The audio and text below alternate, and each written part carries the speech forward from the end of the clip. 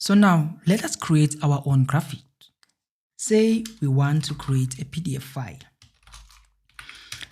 So we're going to name this PDF file my first graphic and say .pdf. So now let's say we want to make a simple plot of a histogram. Okay, and say maybe we're going to generate random numbers from a normal distribution. This simply just create a histogram using random numbers from a normal distribution. And let's run this. Remember that we have to close our device.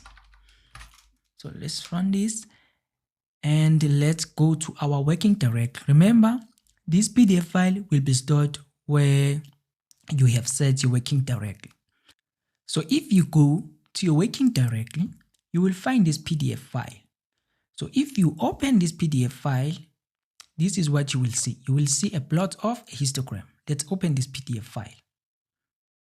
So this is the plot of a histogram inside that PDF file.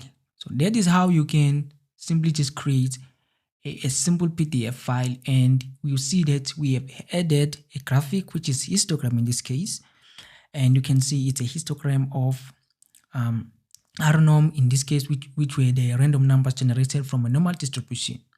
So we will come across how can we now try to add colors and change the X labels and Y labels and have our own desired title.